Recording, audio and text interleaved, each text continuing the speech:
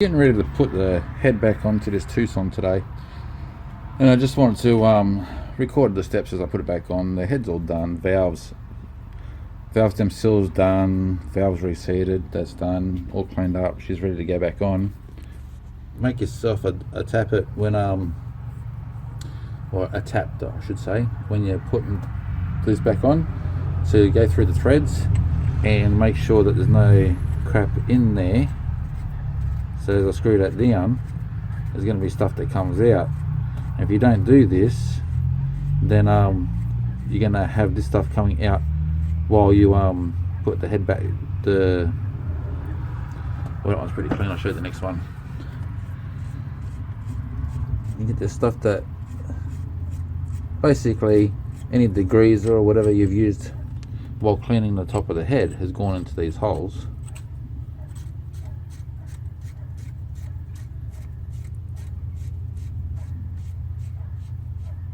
See, now if I was to put the head gasket on and not think anything of this, then what I'm doing is pushing all that crap between the block and the gasket, and that's just gonna make the gasket not last long enough.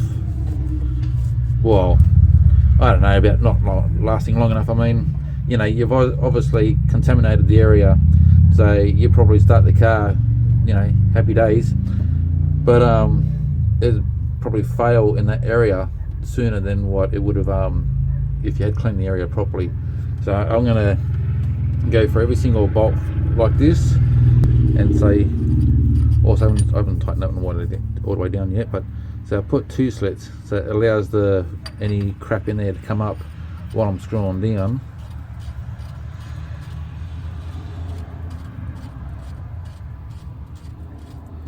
And that's going to allow me to make sure that I've got a nice clean thread to bolt down to, and I'm not going to have anything that's going to be interfering with the pressure of this bolt when I'm torquing it up. So you can see the crap that's coming out of there as well. So all but one. So I'm going to go through them again a couple of times with parts cleaner or brake cleaner. Just clean up those threads out properly. Then I'll dry the area off, blow it up, and I'm going to go over it again with 400 grit sandpaper just to smooth it out. But there's no, I don't run my thumbnail across that. That's all nice and smooth. There's no, I know it looks bad, but it's not as bad as it looks. It's pretty smooth. But I'll just go over it one more time with 400 just to make sure it's all nice and clean. Go through these threads, make sure they're all nice and clean, and then we can go ahead with putting the head back on. After I do the intake manifold, first that will go on the head, and then the head will go on.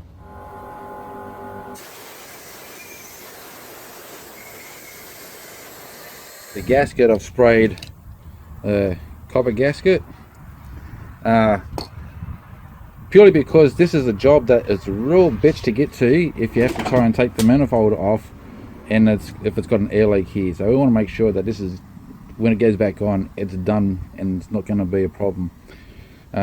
So you could get away with just a gasket on its own, that's perfectly fine. I just like to have that gasket cement on place too, so it's going to really bond to both the head and the manifold, and there's not going to be any air leak problems there. Also, both surfaces are properly cleaned, so there's no problems there. You can tell this has been off before though, because whoever's had it off before, there's a couple of in kinks there, and the one there. So it's all nice and smooth, so there's no dramas, but someone's had this off before and not cared. So that's all cleaned up, and she's ready to go back on. M10s are 30 psi, and the M12s are 35 psi. Just finishing off the last 2 right now on the torque. Now I'll get to the other tool.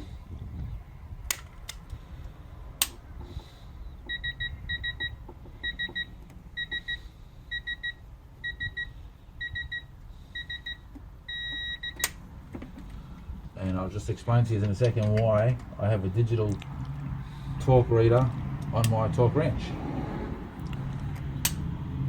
You hear that click? as my torque wrench is not reading the right settings, the right torques.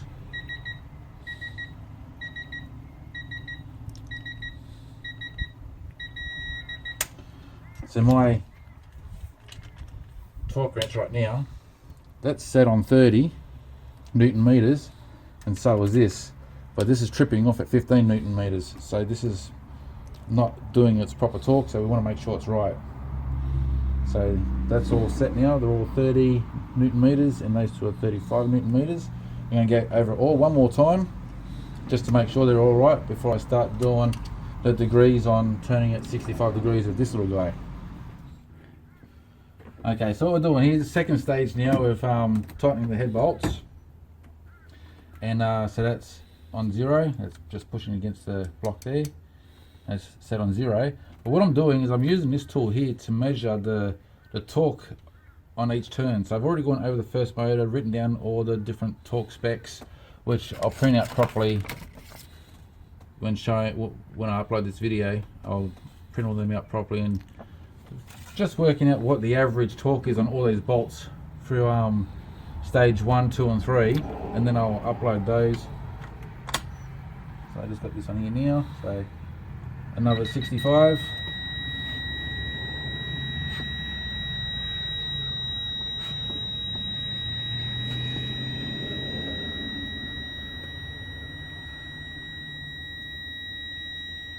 Okay, so that registers at 74.2. So that's how much torque is on that one. And I'm going to do it the same like that, like I just showed you. Over all of them, write it all down, and we'll have a look at the average torque on all of these bolts. There's this idea of doing degrees instead of torque specs I don't like. I like to have even torque over the head, but anyway, that's how they want it done, that's how it gets done. The two sizes I use for the head of these guys is a T55 and a T50.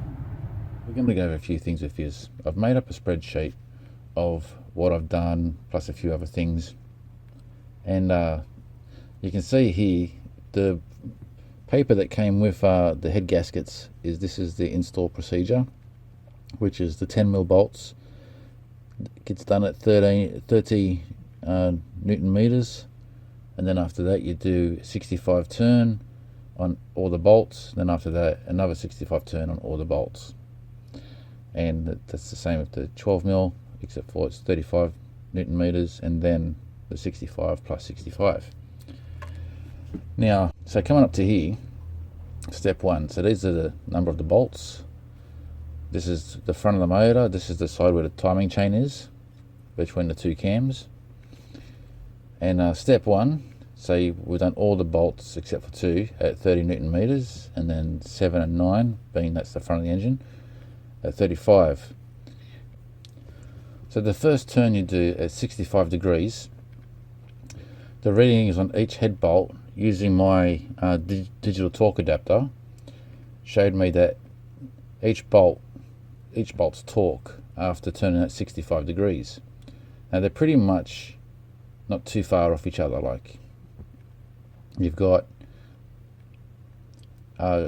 don't worry about 7 and 9 right now. I'm talking about 10, 8, and the rest of them there. So you got 53.3, 54, 53, 51, 53, 54. They're all pretty much in the 50s, 50 to 55 Newton meters in torque. Now the second time is where it gets a bit more gap. So the next step you do another 65 degrees turn, and I did each turn with a torque angle gauge. So another exactly 65 degree turn after the second time around, you can see the torque settings. There's a lot bigger difference between the readings on each bolt's torque at the next 65 degrees. And even this one here, the 12mm bolts, are nearly 10 Newton meters difference. That's a lot of difference, and I know that's how it says to do it, and I even said in the clip here that's how it says to do it, so that's how I did it.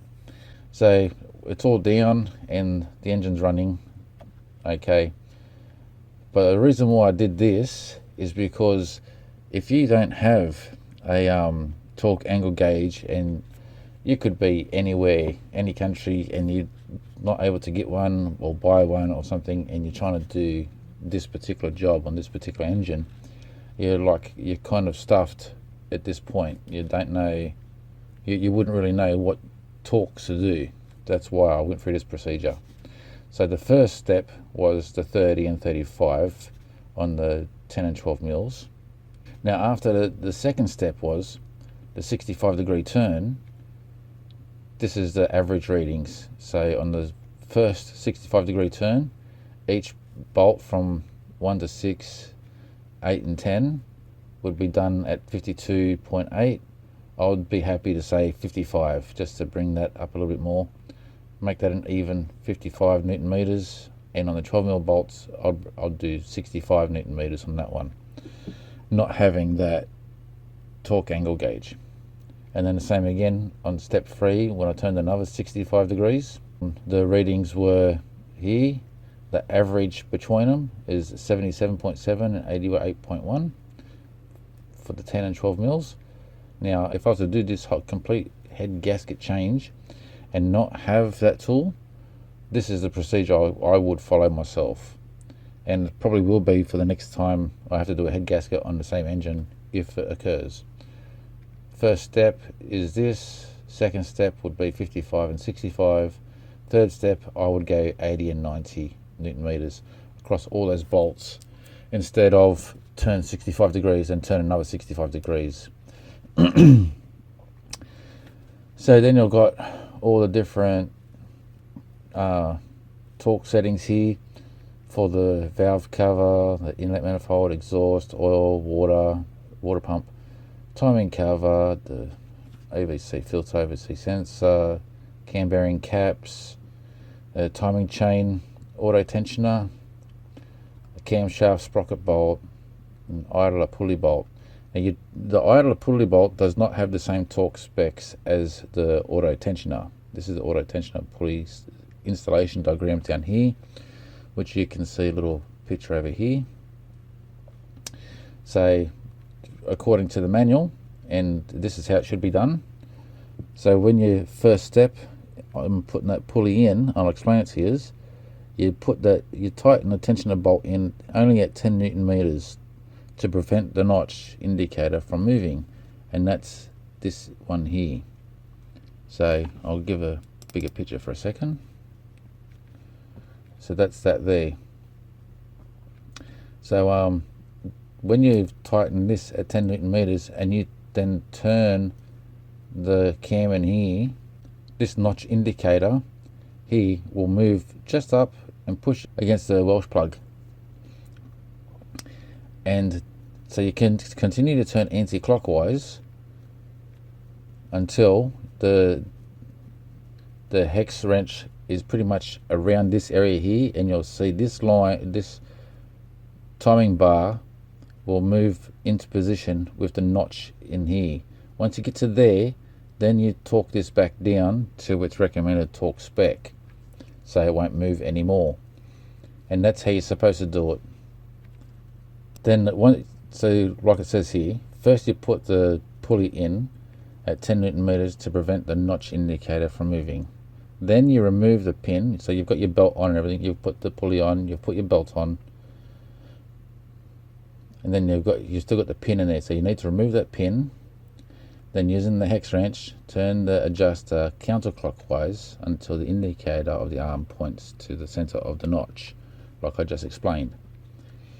And then you tighten that bolt down, holding the adjuster in position with your hex wrench, and then you tighten it down you tighten it down to 25 Newton meters to prevent the indicator from moving. If you went too far, if you're going anti-clockwise and you went too far and there's that pointer moved out of position, don't turn it clockwise, because the notch here will move down clockwise as well, and then you'll be lining up on the wrong side of that Welsh plug and you're getting the whole adjuster wrong. So you need to make sure that you go anti-clockwise. If you miss the mark and the bars move too far out of where it needs to be, keep going clockwise around again until you get that point in the section of the notch there, and tighten it down. And that's pretty much it there. I just wanted to share this with you. I went through the trouble of taking all the measurements down, all the torque settings down, and getting all this sorted out so I could explain it to others, pretty much because I didn't see anybody else doing this as well.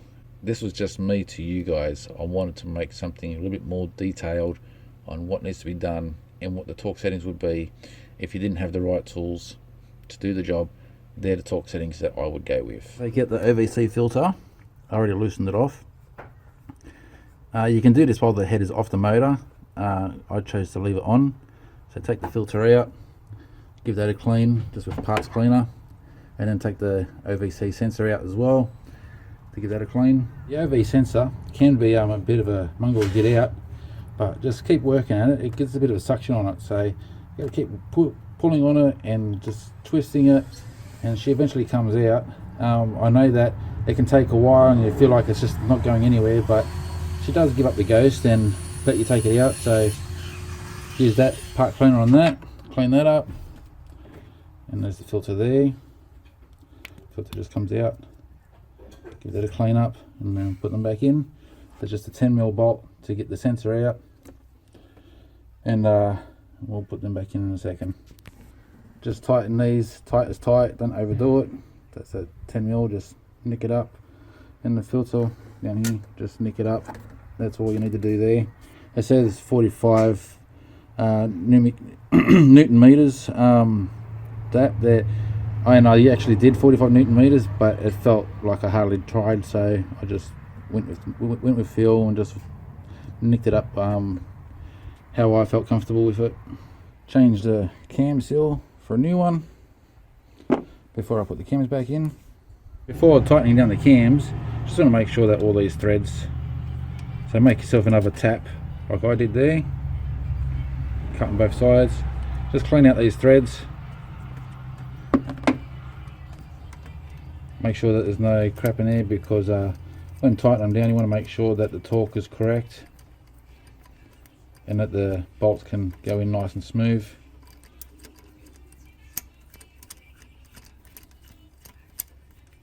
Just like so, just in and out on all of them, make sure that the threads are nice and clean,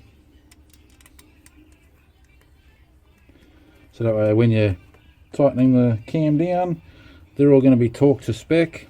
You don't want to over tighten them, because then that causes problems with the wear on the cam. So once I've gotten through all the bolts there, just clean them all out and tighten the cams down. Next I'm removing the water pump. So first, 2 bolts on the top from the power steering pump mount, and get that mount out of your way. So there's a, if you haven't already undone it because doing the head, there's a bolt here that's got to come out, and then there's 2 bolts of this length here that come out of the top of the water pump, just in there. Now go to the bottom and get the other bolts out from the bottom there. Okay, so at the bottom of the water pump, 3 more bolts. I'll get my hand out of the way so you can see there. There's 3 more bolts to get out from the bottom, and the 2 bottom ones are a little bit longer, 12mm socket, and the bottom one, the other one up the top there is also 12mm socket. It's slightly shorter. You could use a clean as well on the thread. So that's the top one, that one, and that one. Yep. So, and it looks like somebody's had a nice field day of silicone on this, so I'm gonna have to probably knock it from the top to break that silicone loose. Okay, so nice little mess to clean up, nothing too bad. Let's get down to there and see if I can show you.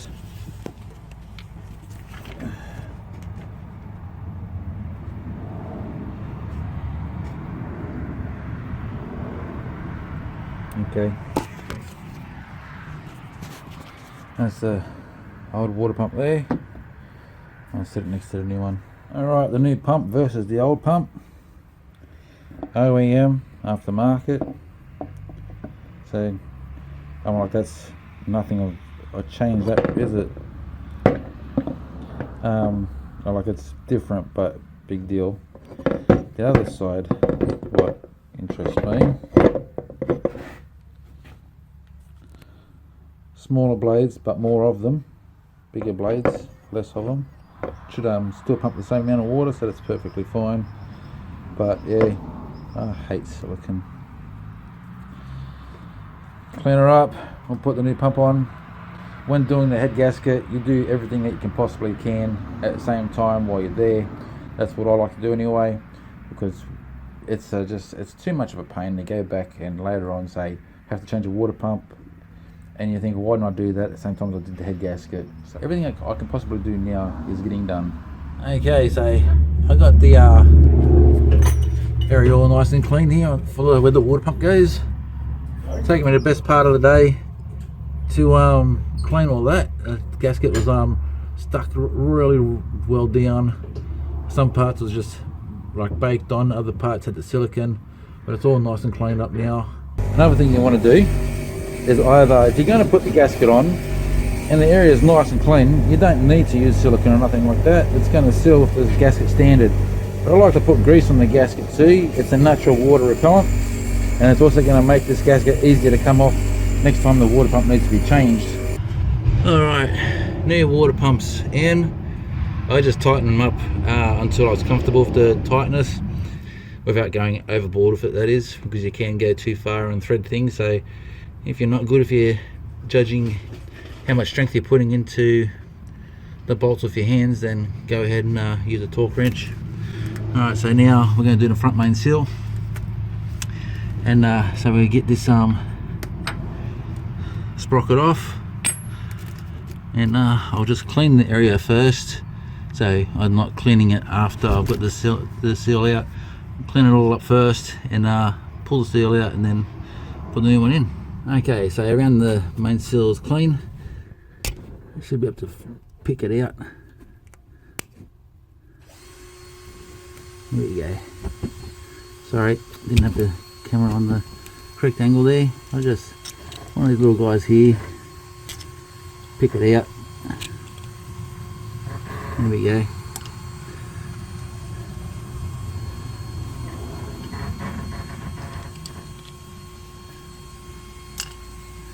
And that's easy enough out. No special tool really needed for that. Just a little guy like this. I think it was like 50 cents or something like that down at the local auto shop. So now for the new one, I'll just put some oil on that. We'll sit in. Oh, I forgot to show you, with the old one being in there, that it wasn't flush. Well, you can see in there, you can only knock it back so far. So I'm going to knock it in as far as I can go in. But the one that just came out was actually probably out half mil, maybe a mil, sticking further out from the engine than what it should be, I guess. So yeah, I'll just show you. I'll get this new one in and we'll just knock it in as far as we can go. Alright, well that pushed in mostly by hand.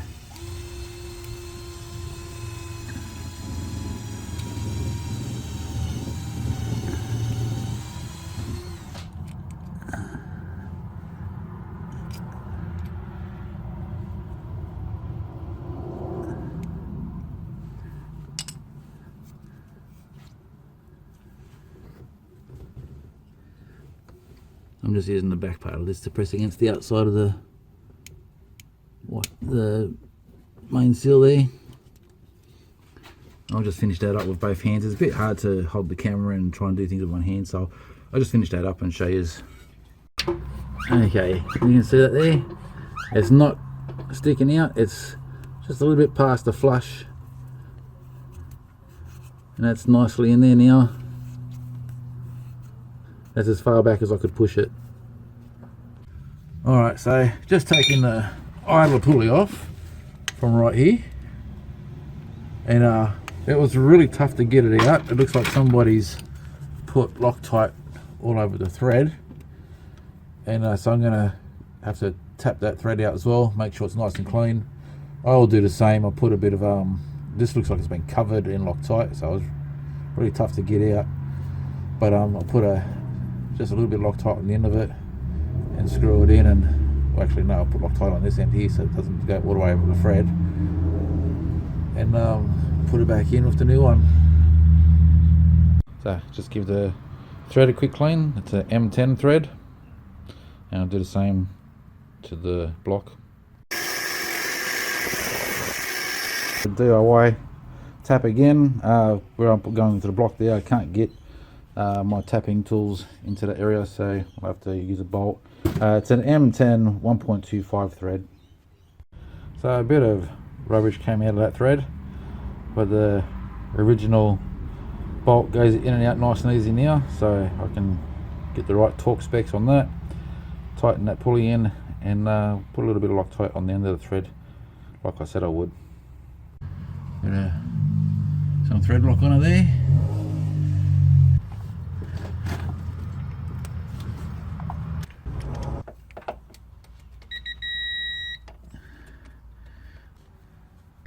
So I'll leave it as that. It's got the Loctite in there now, so that's all good. Now I'll do the auto tension pulley. All the videos on YouTube about tightening this tension pulley, and basically everybody shows that you got the pin in there, and you make it the belt as tight as you can by turning that camber, this guy around until you get it tight, and you pull the pin out. The workshop manual, however, says to put this on, pull the pin out, and then adjust the Allen key until that arm there, which you can see behind there, lines up. So if I turn this, you can see that adjusting there.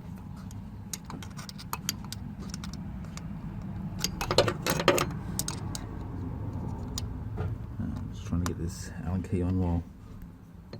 So if I turn that there to about there, then that lines up with, if I can get the angle on that.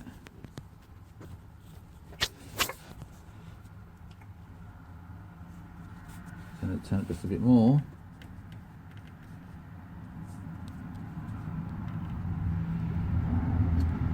So there, on those marks there, so that pointer is going in between those little grooves there, and that's how the workshop manual says to do it.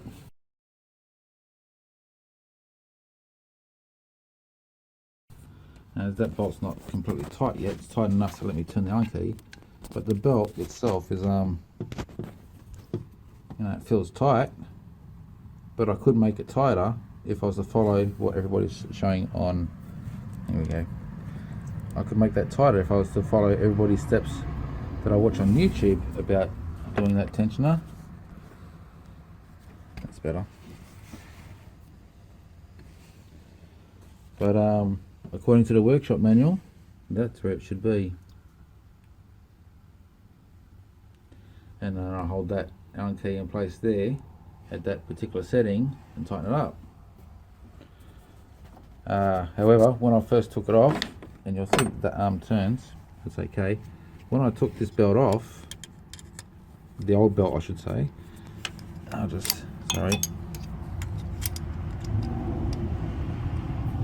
this was pointing that way, which you can see how that does it.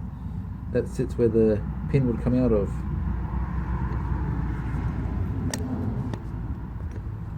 If I can get a better angle on that. So that's not where it's supposed to be sitting. I'm supposed to bring that to there. I'll get that Allen key out of the way there. So I'm supposed to bring that to there according to the workshop manual.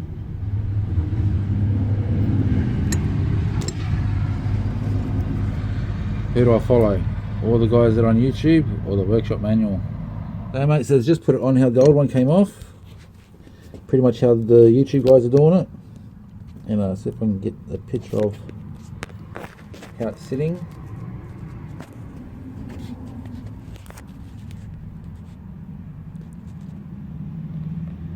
So you see where that's resting, pretty much where the pin came out of. It's not anywhere near, but the belt is more tight like that, so that's how we're going to leave it. Okay, so under the car, those manifold support brackets are back on, and the part of the harness is plugged back on there, so finished under here. Got the bottom part of the timing cover back on. You can see the timing mark there that lines up with the timing there, and that's lining up perfectly up here. I don't think this goes through. Yes, it does. That's timing mark right there. You can see that there. So that's perfect. My timing marks that I did on here myself. So it's just lining up there and there. On this side here, you got timing mark. That's lining up. That's not a good angle.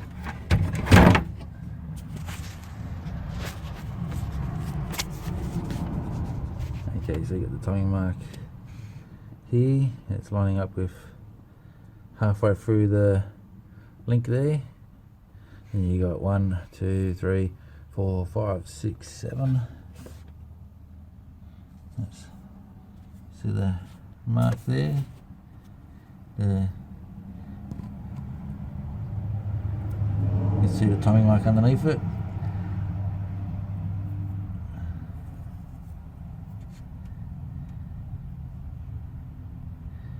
And my marks, because I've rotated the engine twice now, my marks no longer line up. But yeah, this is after rotating the engine manually 4 times, like 2 complete resolutions until top dead center again. So all the timing marks are lining up. Those timing marks are lining up. The cams are good. Mark down the bottom's good. That's all right. Manifolds all bolted in from behind, and the plastic clips are back in to hold the harness in place. So now I can work in this area and get the top of the motor done. With getting the water pump pulleys on, I find this part to be the hardest part of the entire job, because getting underneath here, there's just so little room to try and get in there and take them off or put them on, to get the bolts in and out, I mean. So what I've done, I've drilled a hole over here. I was off center to start off with, and then I drilled another one later and made a big hole. And you can see through there, that's where the holes line up. And I've also had to do this, so tape my extensions together, and also a bit of tape in there to hold the bolt in place, so I can go right through and get that on. All these are tight now, so you can see I've got access to the water pump there. I don't know how others are doing it, but I just can't get my fingers in here or a spanner in here to do anything of that. Like, that's the width of my finger. I'm touching both the pulley and the chassis there. It's just, there's no room to move there. So drilling a hole through here was my best way to get to that. That's all tightened up now. Just show you underneath there. That's all good to go. Okay, putting the harmonic balancer back on, I just wanted to go over this with you. This is the cam washer here, and so that goes on there. And the reason why this has to be torqued to spec, and don't over tighten it like most people do, just make it as tight as they can, and then chuck it on, tighten it up as much as they can. Is that this guy is hardened steel and it's going to crack, and I'll show you on the other side. So this goes onto the, like that, right, and that's pushing the center of that. But when you look at the other side of the harmonic balancer, that's not all the way flush, so you're getting a lot of pressure from that bolt. I'll probably put it this way to show you.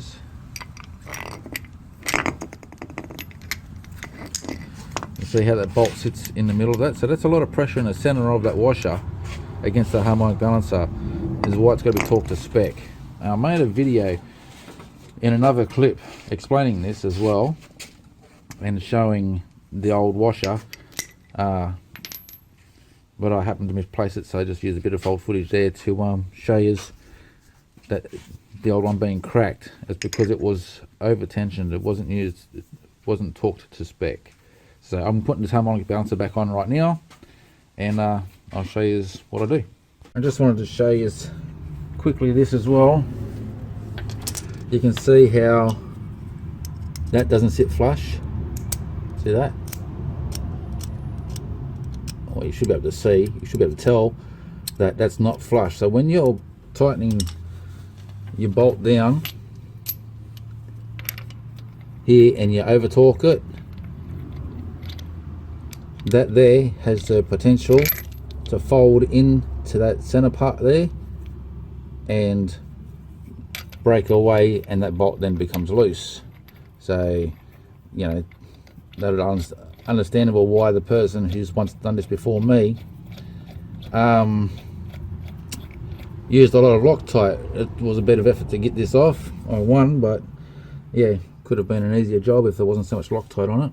I mean thread locker, but yeah, when I say Loctite, I mean thread locker. Loctite is the company brand, not what the product does. But anyway, I'm sure you understand that. Alright, just have a look here how I've done this.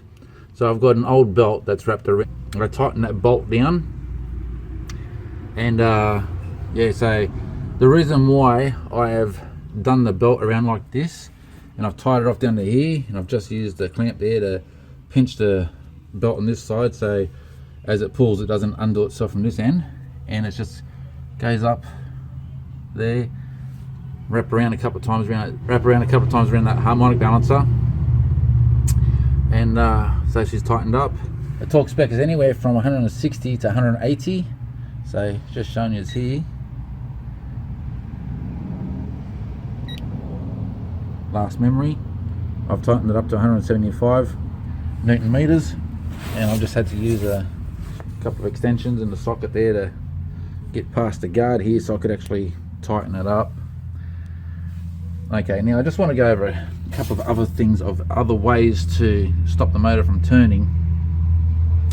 The reason why I did it my way, because I think that's the best way. But now with old school, when you get to this point here, with the old school for old cast iron motors, the block and the head being cast iron, you watch the valves at the top there, and when you're on the compression stroke is when you could feed nylon rope, in this case down there, you'd feed nylon rope down the chamber, bring it up, and the rope would press with the piston and stop the motor from turning, and you could tighten the bolt. With alloy heads you can do the same deal, but watch number 4 on a 4-cylinder, watch number 4 and number 1 for the same time of when all the valves are closed on both. That's when you can go, okay, back off a little bit, put the equal amount of rope in both, and then turn the motor so the motor stops, tighten up your harmonic balancer. Another way you could do it also is you got the spanner fittings there, you could put a spanner on there, so lock that in, just as that rotates, let the spanner lock in against here. Probably use a bit of cloth or something there so you don't damage a bit of the alloy there. Just let it lock in as you turn the cam, and so yeah, you could do it that way. Once you get your spanner on there, turn the motor, or you can even turn it from up here. Just turn it until you've locked that spanner in position, and then go down and tighten up your crank, tighten up your harmonic balancer. The reason why I don't like doing that, because locking this here and tighten it down there, you're putting tension here when you tighten it from down there to get that high tension of 170 Newton meters. Same idea with putting rope in the pistons. That used to be a good idea, but again, with a new head being put on, I don't like the idea of doing that, tightening the motor, and I'm putting unneeded pressure where it's not needed. Other people also use the belt method of, they will wrap it around here and around the air conditioner or around the alternator, let it overlap itself and tighten around, and that seems to work as well. Again, you're putting extra tension against the bearings and stuff inside your compressor, air conditioning compressor or your alternator, and that's again unwanted pressure against those bearings. And it's just, I like to do things to prevent causing other problems. So to using an old belt that I've cut, and I just wrap it around there and wrap it around the lower control arm like that there, I don't have any concerns of I'm putting stress on anything else other than tightening up this bolt. Just putting the thermostat in now. So the correct way to put the thermostat in is obviously the spring side to the part where the water gets hot, so it's going to get hot on the other side and open up. Your bleeder goes towards that mark there. And with the gasket, again, I've put grease on it to put that on there, because grease acts as another sealant. I've explained that earlier on. Now, I could use this Loctite gasket sealant. Now, I've seen people make a mistake of, because it's called Loctite, they've used this stuff as Loctite as a thread locker, and it's not thread locker. And even though I've been using a thread locker today and I keep on calling it Loctite, you understand why I keep on calling the thread locker Loctite, because the brand name of the company is called Loctite. So anyway, so the thermostat goes first, then the gasket, then the housing, and I'll put the whole caboodle on next. And same with that gasket there. This one here, I'm gonna, even though it's designed differently, I'm still gonna put grease around that as well, and put that on. So I've got the coil packs back on, just got a few leads to put back on. Too dark now to see if I'll be missing something, so we'll continue tomorrow. Okay, so just a quick go over the motor. So you've got your cruise control and your throttle cable all connected there. That's how that connects up. Just doing a quick run over, so somebody up there is actually watching this to see where a mount goes or where a bolt goes or whatever. I find clips like that myself very handy to know where plugs go for switches, vacuum lines and so forth. So many times you see people ask the question, where do the vacuum lines go, or something like that. So before I go putting it any further together and covering things, just quickly going over, there's actually a mount that goes when the valve cover goes back on. There's a mount that belongs at the back there. That's this one.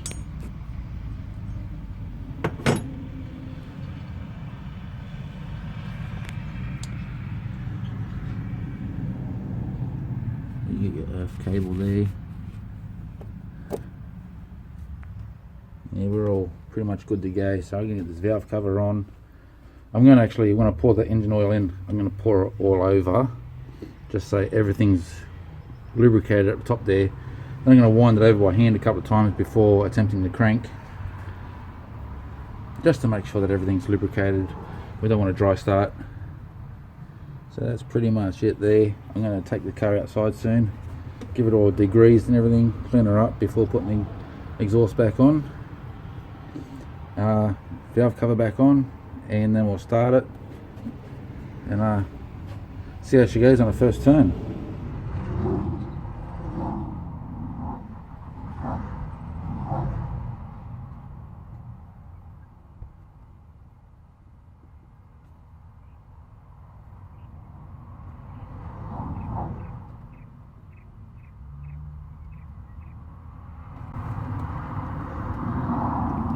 Okay, that's just to make sure that I get a dry start. And also I'm only using a cheap oil to start off with, because there's bound to be residue of something still in the motor, water mostly.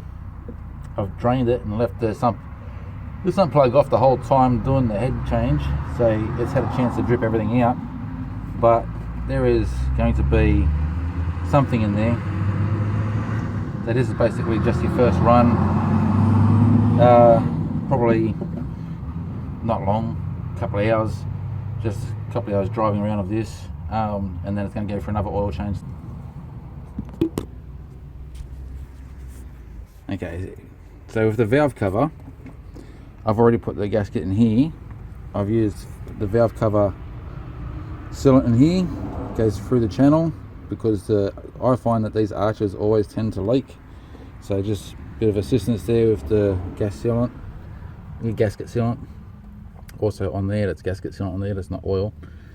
And just to help that area, so I'll put this on now, bolt it down. So the spark plug stem seals, these are the old ones. They just pop out. All I did was use a screwdriver and just get in there and pop them out, and then oil the area so it makes it a bit easier to push in. And I just happened to have a pole close by that was the right size to go over them, and then I just press them down by hand, just wiggle it so and forth until it's in place. I got one more to do, and then we'll get this valve cover on.